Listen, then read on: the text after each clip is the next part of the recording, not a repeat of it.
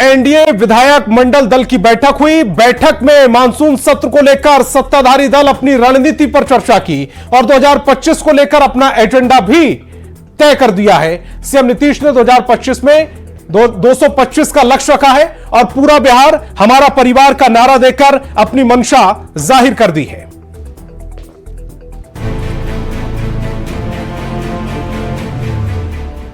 दो 225 मंत्री जी ने कहा कि पूरा बिहार हमारा परिवार है।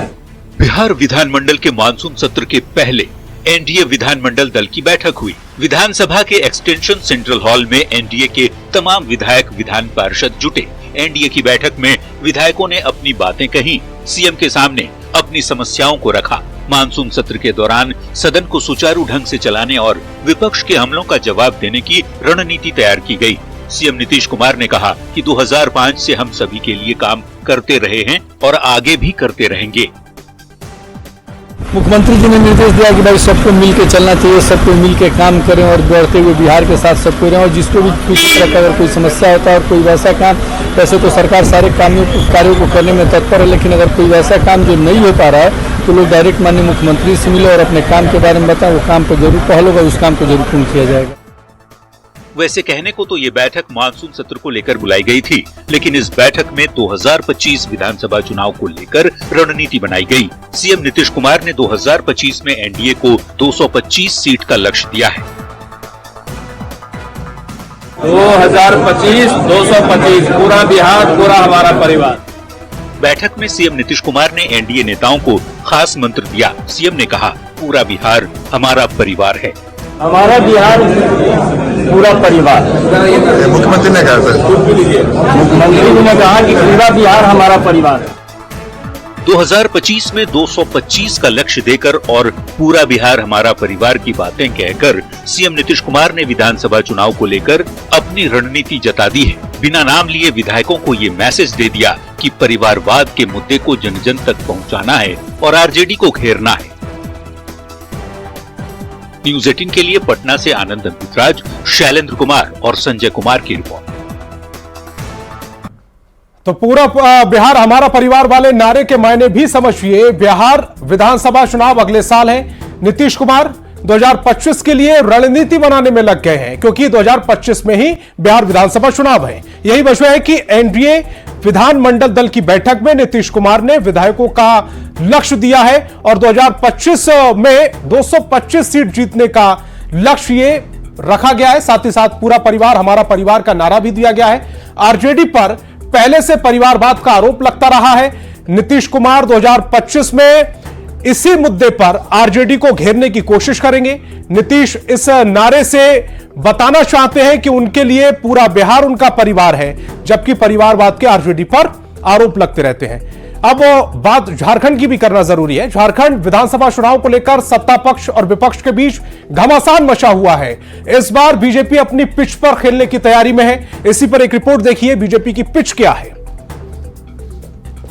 माता की वंदे वंदे वंदे।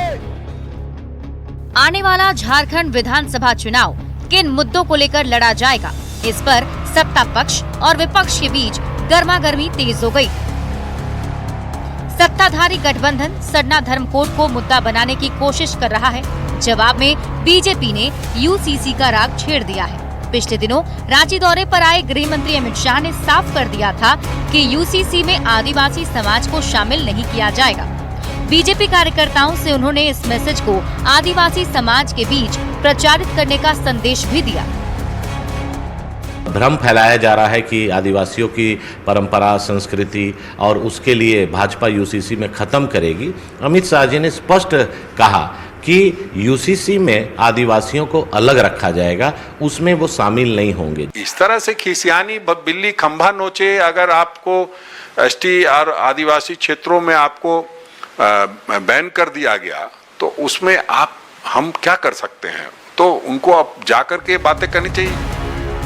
इस बार के विधानसभा चुनाव में बीजेपी कई मुद्दों को लेकर जनता के बीच जाने की तैयारी कर रही है। इतना तो तय है कि इस बार विधानसभा चुनाव में बीजेपी अपने ही पिच पर खेलने की तैयारी में है, साथ भी अपने ही मुद्दों के साथ बीजेपी चुनाव में जाएगी। खासकर इस बार जब अमित शाह आए तो पार्टी नेता और कार्यकर्ताओं को ये मैसेज देकर गए हैं कि यूसीसी यानी समान नागरिक संहिता पर पार्टी के नेता और कार्यकर्ता जनता के बीच जाएं, आदिवासी समाज के बीच जाएं और उन्हें यह मैसेज दें कि समान नागरिक संहिता से आदिवासी समाज को हटा दिया गया है, उनकी भाषा, संस्कृति और परंपराओं का ध्यान रखा गया है। कुल मिलाकर पार्टी का यह दावा है कि इस बार विधानसभा चुनाव में जो भ्रम फैलाकर मतभेद और मनभेद करने की तैयारी थी उसे पूरी तरह विफल कर दिया जाएगा। संजय कुमार सिन्हा, न्यूज़ 18, रांची। तो झारखंड में बीजेपी के चुनावी मुद्दे को भी समझना जरूरी है। बीजेपी जनता के बीच जाने की तैयारी में है। चूंकि विधानसभा चुनाव इसी साल है, ऐसे में बीजेपी जनता के बीच जाएगी। हेमंत सरकार के वादे याद दिलाएगी बीजेपी, सरकारी नौकरी का सवाल उठाएगी, साथ ही साथ बेरोजगारी भत्ते पर भी बीजेपी सरकार को घेरेगी।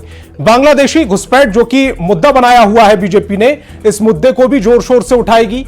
बीजेपी ने मुख्य निर्वाचन अधिकारी को ज्ञापन भी सौंपा है। 10 विधानसभाओं में 136% मुस्लिमों की आबादी बढ़ी है, यह आरोप लगा है। यानी इन मुद्दों के आधार पर हेमंत सरकार को घेरने की तैयारी चल रही है। राष्ट्रपति के अभिभाषण पर धन्यवाद प्रस्ताव पर हुई चर्चा का जवाब देने के दौरान प्रधानमंत्री नरेंद्र मोदी को विपक्ष के विरोध का सामना करना पड़ा। आज से जब मानसून सत्र की शुरुआत हुई तो प्रधानमंत्री की पीड़ा दिखी और उन्होंने विरोध की जगह नकारात्मक विचारधारा हावी होने पर नाराजगी भी जताई।